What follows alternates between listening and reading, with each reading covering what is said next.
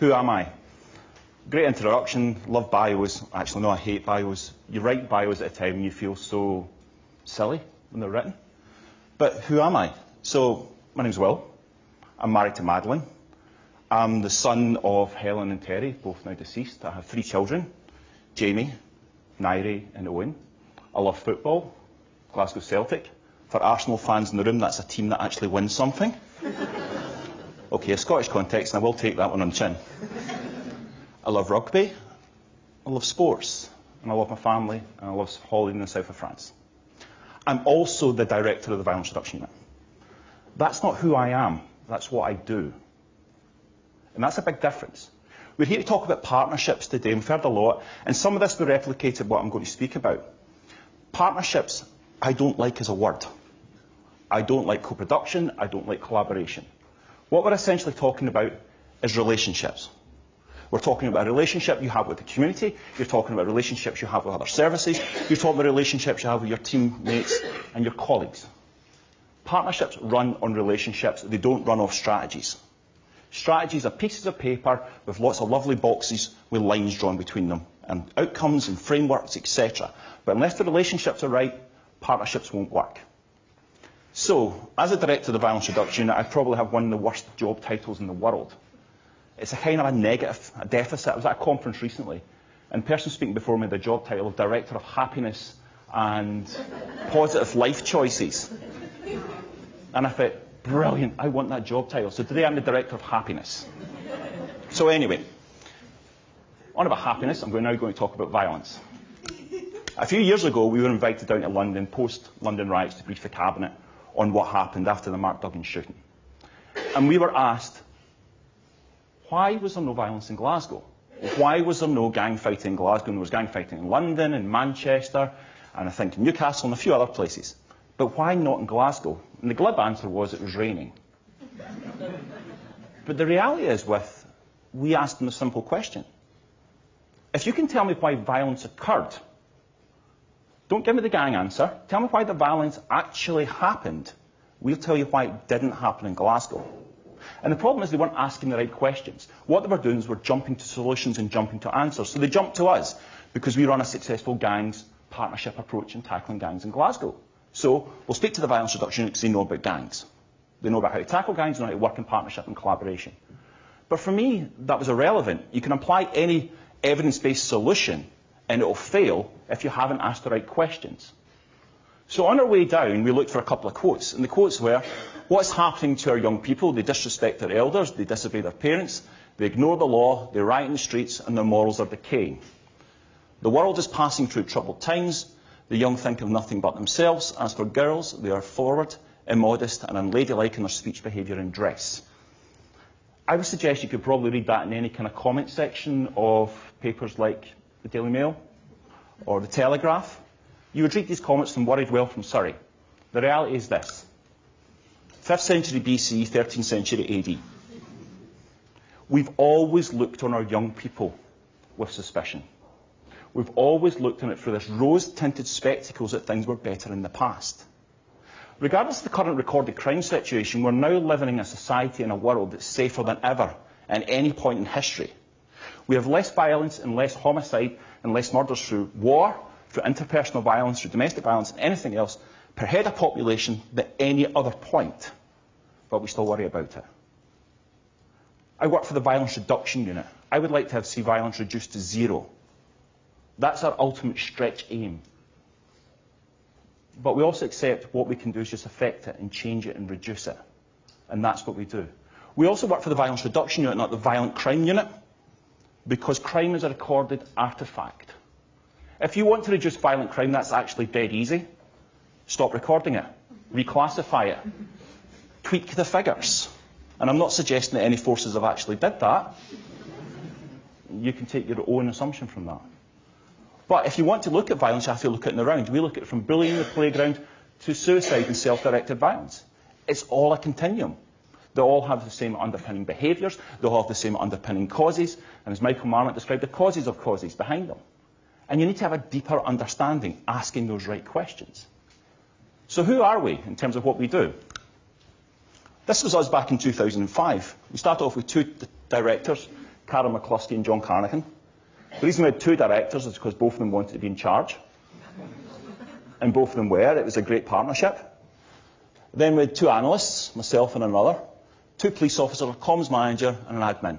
We're focused on policing, we're focused on knife crime, we're Glasgow focused, and we're focused on things like gangs, policing culture, stop search, all that sort of stuff. That's what we did back in 2005. That wasn't what we set out to do. It wasn't in our long-term plan. Our long-term plan from 2005 was what we realised is policing wasn't working in terms of tackling violence. It was still locking people up at a marvellous detection rate. It was dealing with the symptoms of the violence. But what we also realised, if we wanted partners like health and education and social work and councils and the third sector and the private sector to come on board, we have to prove that we are doing all that we can do. We have to actually answer up and stand up and say, look, we're doing the best we can. So this is about getting it right from a policing perspective. And we work quite heavily on that.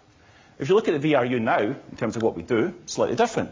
We're victim focused, we're the system focused, education, prevention, third sector partnerships, and we're international.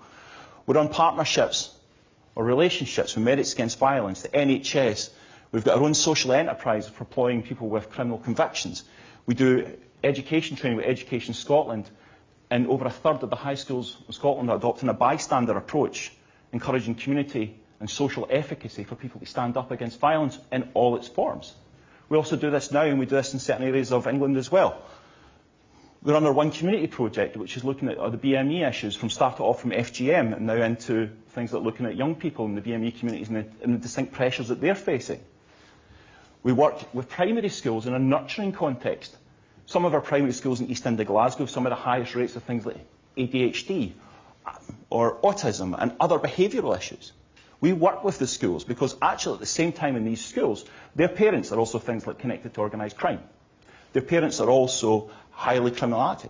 There's been instances in show and tell when kids are brought in bags of cannabis and plants to show and tell. So we feel we have to work with the children, and we'll talk about this later. We also very much evidence-based. We went into partnerships with research, and we're about to set up a research centre or a research collaboration with universities, because evidence-based is absolutely crucial in what we do. Unfortunately, evidence-based in prevention is very difficult. It's challenging to actually do. Because we're used to, for example, if we're looking at a health framework, the lovely phrase of RCTs and randomised control trials, that's incredibly difficult within a prevention framework. So we have to be clever in how we research, clever in our outcomes, and clever in how we talk about things. Also, we need to think about much more structural analysis of our programmes and what we actually do, rather than did it work or didn't it work. I would rather know what worked about it, what didn't work about it, so we can fix things. Because a bit like we're saying about putting one programme and moving, I think it was Ian saying, moving one thing to one area to another area, and we know that it works. Well, actually, you do know that the system works, but what you don't know is that system applied to another area. And you constantly have to fix things on the move. So it's a bit of action research. This is violence in Scotland, in terms of our most serious one, homicide, through to common assault. Over a 10-year period, it's went down consistently. Last year, we did an increase in recorded violence. However, when you now look at our hospital data and our survey data, they are still tracking downwards. Our recorded crime data went up last year. But when you look at it this year, our recorded crime data has gone back down again. And that's what I'm saying about recorded crime. Recorded crime is slightly fickle. You need to triangulate all your data sources to have a better understanding. Don't rely on one single data source. If you do, you're liable to actually fail. Also, what you can be held for is accountable for it. So in terms of crime data coming down, crime is vastly under-recorded across certain categories. You know, so for example, what I'd like to see, so say petty assault and domestic violence, I want to see increases. At the same time, if we can track that against triangulated data, it's actually showing real decreases. What we're showing is increased trust in the criminal justice system and people coming forward and reporting, and that's a great measure. It's not a natural increase. What it is an increase in reporting or an increase in confidence, and that's an important measure in what we want to look at. As I said, it's not just the crime data. This is our health data. The bottom line was England and Wales for violence-related injuries to adolescents. And Scotland tracked consistently above it until 2007. And we started to close that gap. We were always seen as the violent man of Europe. We had the knife capital of Britain. We had the knife capital of Europe. we had top ranking in terms of homicide figures. That's now completely changed. Our homicide figures are reduced by something like 2/3 in the space of 10 years. Our serious violence figures have halved.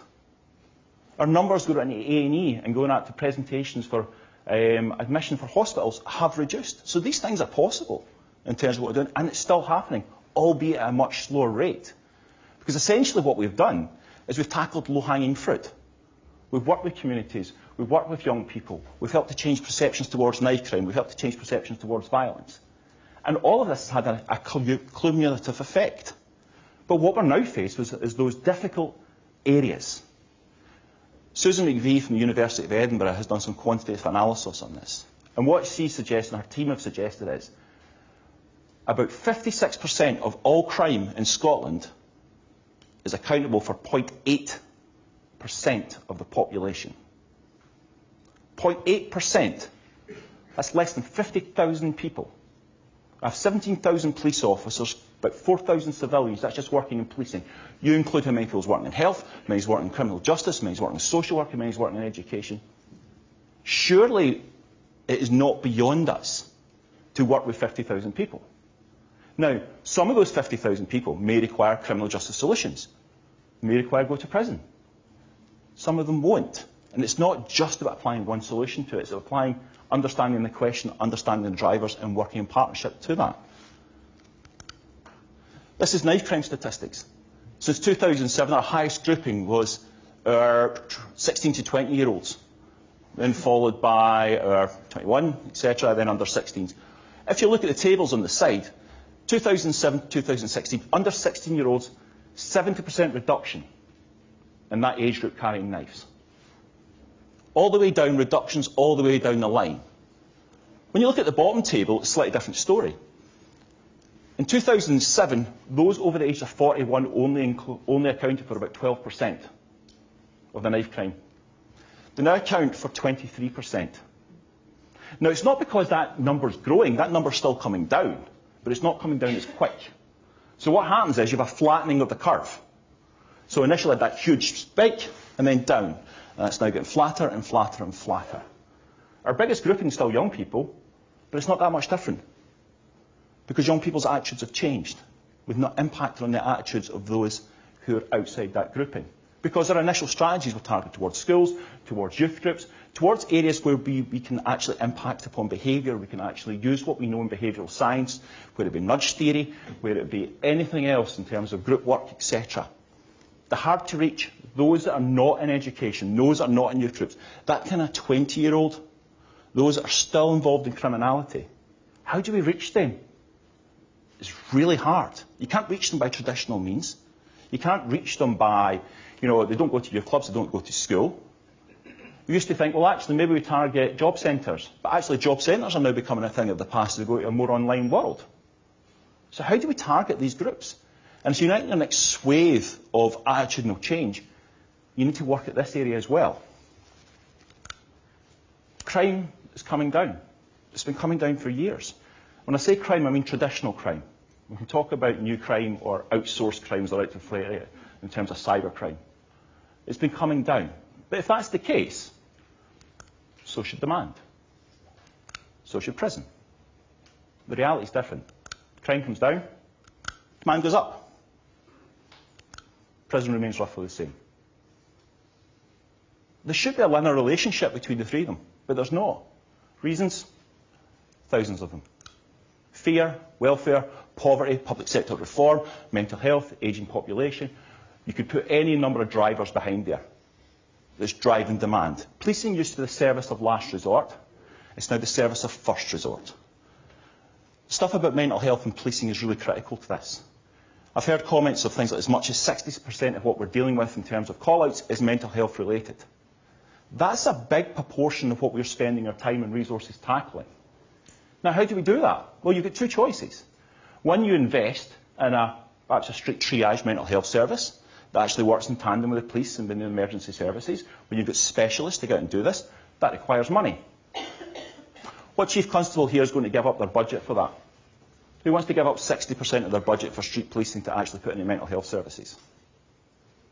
Okay. If you don't want to do that, then what we have to do is retrain. We have to make sure that our officers on the ground are actually trained and capable and working in a modern environment to actually deal with the problems at hand. And that would involve probably whole-scale rethinking about our training for policing, from probationer level all the way through to what we're doing with, so that we have a service that can actually tackle modern issues. And not even just modern issues, these are old issues. Because of how the services and other agencies have declined and shrunk, policing's picking up more and more. And that's a challenge for us.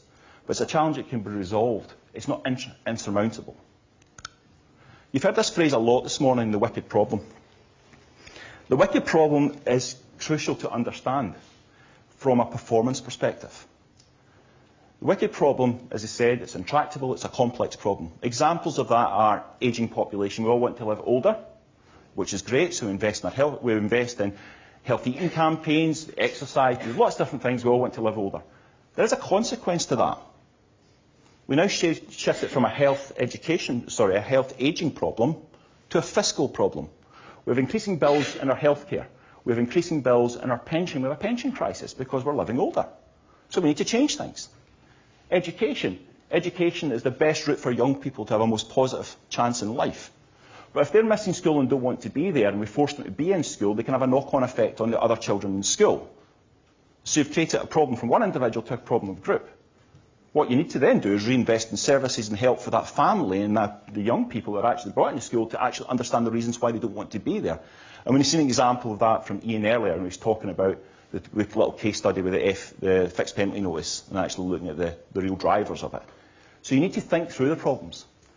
In a policing perspective, you put more policing on the streets, you start to tackle knife crime, you start to tackle this, and you do stop search and stop search and stop search.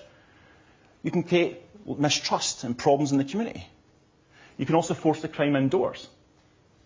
Policing can't police indoors. We can police the streets where there is the capable guardianship. We're not there on a Friday night at a party when someone's got a little bit too much to drink and have had a little bit too much an argument and they've stabbed their friend. That's out with our control. But that's what happens. Anytime you put in some sort of solution, the problem changes. The problem is what we do is we wrap a performance framework around this. So we look for something that we can measure, what we can count. And unfortunately, just because you can count it doesn't mean it counts. We need to be much cleverer about this. Harry Burns, the ex-chief medical officer in Scotland, described it quite simply. He said, what you need to do and what you need to understand for wicked problems, there's a very simple measurement for this. Did you make the problem better or did you make the problem worse? Now, going to your chief constable, going to the Home Secretary or your PCC and explain, well, we think it's a bit better, is not really a good answer. But at the same time, that's what we're looking for. How do we know we have impacted upon something? Sometimes it's the soft measurements. Sometimes it's the soft things that really matter. And this is where you need to take chances. And we'll talk about risk mitigation and uncertainty in a second. Does anyone know what this is? Gordian knot. Thank you. Gordian knot is an example of a wicked problem. The legend behind the Gordian knot is that it sat in Asia, in Gordia, and the person that solved this problem would become king of Asia. So Alexander the Great moved in there, came to this, and decided, I'm going to solve this, and he did. And he subsequently took over most of Asia. How did he solve it? He solved it by taking his sword and halving it through the middle. Now, this is often used as an example of how we tackle wicked problems. What we do is we disrupt it. We disrupt the problem, and the problem becomes unravelled, making it easy to tackle. I would say that was plainly rubbish. If you use, for example, criminal justice and policing to disrupt a problem as complex and as difficult as this, and hardcore policing, all you're going to do is you're going to fracture it, and you're going to create 1,000 other little problems. You're going to start with one big problem you have a reasonable grip on, and 1,000 little problems that we're constantly chasing our tail with. We need to think differently about what we want to do. Perhaps we don't unravel the whole problem. We start to just pick away at it slowly. We think about, well, actually, where can we tackle? What can we do? Rather than think we need to solve everything at once. Because when you look at the problems we face in terms of the challenges, and I'm not just talking from a violence perspective, I'm talking from most of the kind of criminality and most kind of areas of when we're dealing with people here, is we tend to work at this. So we look at the individual.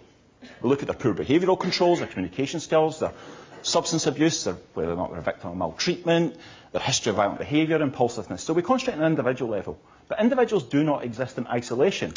They exist in relationships, whether it be the parenting they had or give out, whether it be something like their peer group norms or sibling norms. But relationships are alongside your community, are alongside society. They all are intertwined. The problem is, what happens is we concentrate in one area. So say we concentrate in the individual, which a lot of services do.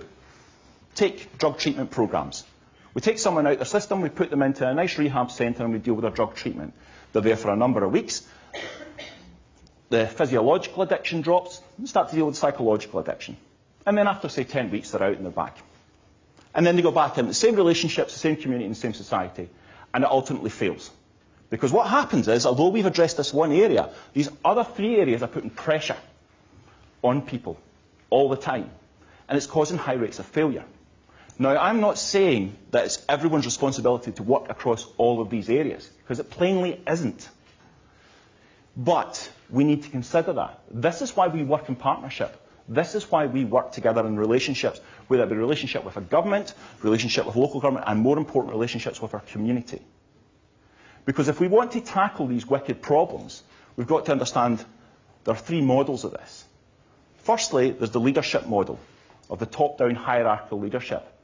And when somebody mentioned the squiggly line of communication that actually can make that a problem back down, actually I would say it's worse. It's a squiggly line of communication going up the way where decisions are made. And that impacts upon that. And it fails. It doesn't work all the time. It can work, but not all the time. The second one is evidence-based. I come from an evidence-based background. However, I have a real problem with evidence-based practice. I have a real problem with evidence-based policy. Because a lot of the time that we look at what we have is policy-based evidence and practice-based evidence. We think what we're going to do, and we find 1 or 2 academics who are going to support our theory. And the academia is full, it's a competition.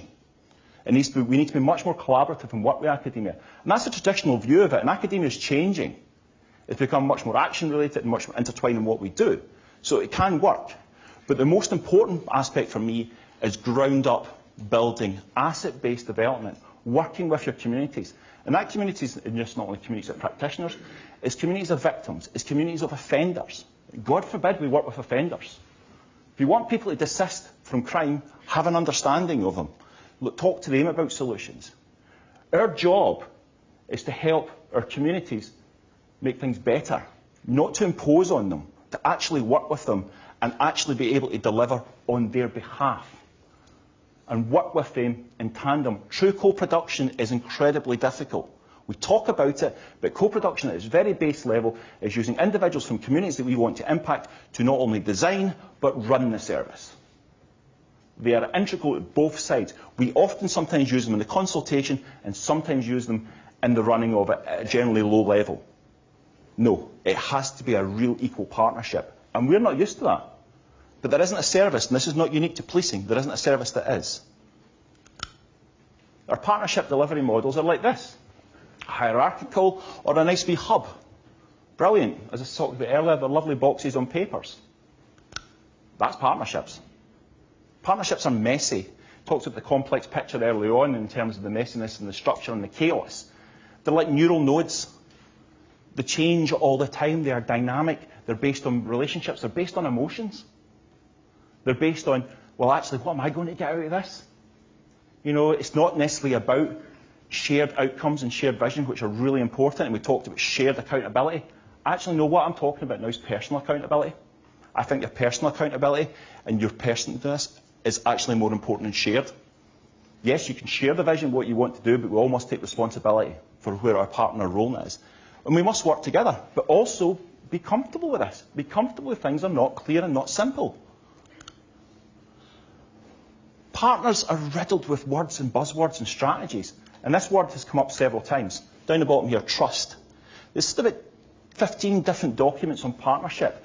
And trust was barely mentioned in it. If trust doesn't exist, it doesn't work. We don't have data sharing. Data sharing protocols are fabulous. Try getting a data sharing protocol with NHS and you'll probably try them in the next 10 years. It just doesn't work. You share information as someone in a case by case, method, putting people in the room and talking about it. Because actually, the Data Protection Act allows us to share information. It's actually us that stop it. It's not the law that stops it. And people say, well, we need to rewrite and we need to do this, this, and this. No, we don't. We just need to be a little more risk-averse for it. There is no one going to come and actually prosecute you for sharing information when there's a public benefit for it. That's never happened. Never. You speak to your data protection manager, your Caldecott Guardian, the NHS, they are absolutely petrified by that. Petrified by it. There's not been a single case. We worked a very simple principle of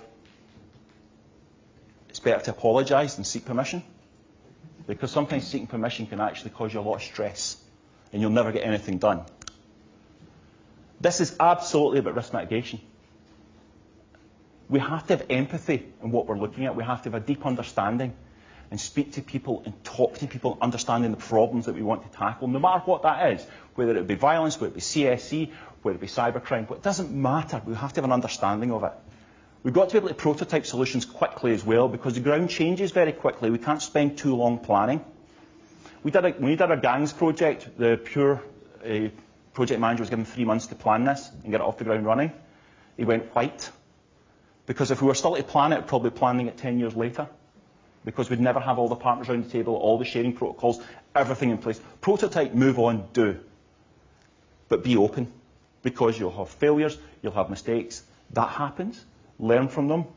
It's about transparency across all our organisations. Do not hide. Uncertainty. We talk about being risk averse. I think we're more risk mitigators than risk averse, because we discuss risk a lot. All our plans and all our forces and all areas that we work will have our risk plans. We'll have our risk mitigation strategies and we'll have our risk frameworks. What we don't deal with is uncertainty. Uncertainty is really hard.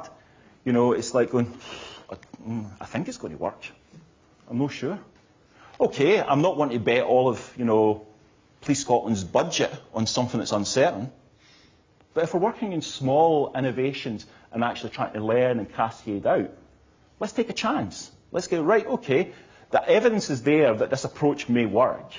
Okay, let's take a chance. Let's try it. We'll learn from it and we'll move on. Also be true to yourself. This is hard work in a shifting environment. It's really hard to do some complex, difficult things. And fair play to Ian, when he stood earlier, when he talked about the 10,000 petition against him. That's real leadership. Because actually petitions and people speaking out against you, when he was holding steady in what he knew was right, and that's what we all should do. Lead and don't follow, and learn. Learn from your failure. ACEs were mentioned before. Who here has actually heard of ACEs? Okay, about half the room. ACEs are perhaps one of the most important things in all aspects of public health over the last 20 years. It's done by Vincent Felitti about, I think it's early 2000. So we came across it about 10 years ago. And basically what it says is the more of these ACEs are, the more negative your outcomes you're going to have, or the statistical likelihood you're going to have negative outcomes. Now, Ian mentioned it in terms of crime and criminality, but it goes way beyond that. So if you have 4 or more of these, you'll have things like more likely to be an alcoholic, you're more likely to be drug addicted, you're more likely to have cancer, you're more likely to have heart disease, you're more likely to have liver disease, you're more likely to be involved in prostitution, you're more likely to be domestically violent, you're more likely to be raped, you're more likely to have teenage pregnancy, you're more likely to have antidepressants. All from these factors. Statistical likelihood. The more of these have in your youth, the more likely all of these negative outcomes. And it's proven without a doubt. It's been replicated throughout the world. It's been replicated, it started off in America and dealing with middle-class owners of insurance policies, and it's been replicated in Wales, and I think we're looking at it in Scotland. So it's been shown that it has an impact. It's things like psychological abuse, physical abuse, sexual abuse, emotional neglect, physical neglect, loss of a parent from any reason. Not just death, it could also be divorce as well. Mother treated violently, substance abuse in the family, mental illness in the family, and criminal behaviour in the household. If you have 4 or more of these, your outcomes are statistically more likely to be negative. When you look at society in terms of this, it's like this. So, about 36-37% of the population of the United Kingdom, as projected from the Wales study, has about none. About 12% have 4 or more. Okay, that's fine. When you look at criminal justice population in terms of youth offenders, it's slightly different. About 1 to 2% have none, and 50% have 4 or more. 4 or more of these significant events in their past that has led them to be where they are. That does not excuse the behaviour. It does not excuse some of the actions that they do, because there is consequence, and there is that thing of justice and smart justice in what we're dealing with. But this gives us a framework and an understanding how to prevent. The problem that we've got with this framework is, this framework goes beyond electoral cycles. If you want to prevent and truly prevent for the future, you have to think in a much longer term strategy than 5 years. You're talking 10, 15, 20 years time of where you want to be as a nation and as a country. What is your vision for what you want? And move beyond that. Move beyond politics for it, and actually what does our communities need and what our communities want. It's about being trauma-informed in all that we do. Trauma-informed practice is about not asking people what the matter with them is, but what happened to them. We have a great, in terms of policing, we have a great strategy in terms of our flows and the work we do with victims of violence, in terms of homicide and work with the families. I don't know if any people in this room have the same flow strategy for dealing with the other victims, as in the children or the partners of those convicted of homicide. Because they are victims as well. They're seeing the same stress, the same pressures, etc., and the same negative outcomes that the other victims are, the same loss of a parent. Also, in terms of our policing strategies, how many times do we kick a door down at 2 o'clock in the morning? Because, not through protection or because there was a need to, because say it was terrorism or something else, because it was easy because we knew they were going to be in. Did we know there was children there? Do we know how much impact it we're having on the family and the life that what we're doing? You know, God forbid at 2 o'clock in the morning, 10 cops in riot gear break through my house, my kids would go into an absolute panic. But we do it because it's easy, because we're targeting things. Also because sometimes we don't know, and this is where data sharing really should come into it, about understanding vulnerabilities. About understanding the vulnerabilities that police know about, that health know about, that education know about, that social work know about. Because if we want to truly work with people and help them change, we need to have a better understanding of them. We do numerous programs like this. They're flexible, they're prototyping, and they move on. As I said, we work in schools. We have navigators who are just brilliant people who work in A&Es and just talk to people. They move away from this triage and control to more of a person-centred relationship with individuals. They've navigated people out of crime. They've helped to detect domestic violence. They're just wonderful people. They've stopped suicides. They've worked mental health. They work 24/7, basically, on shifts. They are there at the busy times. Most of our services operate 9 to 5. But they're there on a Friday night at 2 o'clock in the morning or a Saturday morning at 3 o'clock in the morning working alongside doctors, because that's when people come in. We need to change the way that we need to deliver our services. We deliver our services should be at a point of need and not a point of when we can. We work with numerous agencies and numerous services to do domestic violence stuff. And we're talking about domestic violence identification. So right now, we're training up doctors, we're training up vets, we're training up the fire service, we're training up hairdressers, we're training up beauty therapists, social workers, etc. Those who can contact people and talk to people about domestic violence. Hairdressers were the single biggest coup over this. We train hairdressing colleges on how to identify signs from their perspective and how to have a conversation, not to be a counsellor, not to deal with the problem, that's not their job, but actually show people support if they want to talk about it and actually help them into support and things like contacts with your local Women's Aid or Right Crisis or whoever it is. But this is about increasing that base of people that can help. And this is what's been person-centred and asset-based. As I said, we also employ numerous people with convictions in terms of both our training programmes and as mentors. I work for Police Scotland, that's who holds my contract. But I can't employ someone with lived experience for Police Scotland, especially those with connections previously to organised crime, or they may have committed quite a serious high-end offence. I have to have charities do that for me, because we're quite inflexible in what we do. But that's the same with a number of the public sector services. We're all inflexible and we treat things very concrete. In Scotland just now, and the jobs position in London is a bit different, I'll take that as read. In Scotland, every time you put an application for a job out, you'll get 100 odd applicants for every job. Last time I put one out for an analyst, I had 200 applicants. Most of them are incredibly well qualified, probably more better qualified than I am when I started. But the reality is that makes it hard. So if you come with a criminal conviction in there, binned. Move on. It's an easy sift. Doesn't make it fair. Doesn't make it right. But it's difficult for employers. Why should you have to declare a criminal conviction if you're going for a job in cleansing? If you're cleaning bins in the streets or working as a binman, does they really need to know, and you're now 28, do they really need to know you had 4 years in prison for an assault when you were age 16? Yeah, we do have to tell that from the Rehabilitation Offenders Act. Anything over 4 years never comes off your record. But it creates more problems than it's worth. It's different, for example, if your conviction is, say, in sort of child exploitation and you're on a sex offender and you go to work in a nursery. Absolutely, that needs to be declared. But there has to be an element of understanding where the risks are and what we do. And sometimes the processes we put in, we make things different. We have to look at the person first and not the process. Because when it comes down to it, it's just very simple. And this is what makes it personal to everybody. It's like you should ask yourself these 3 questions. Who are you? What do you do? And why does it actually matter in what you do?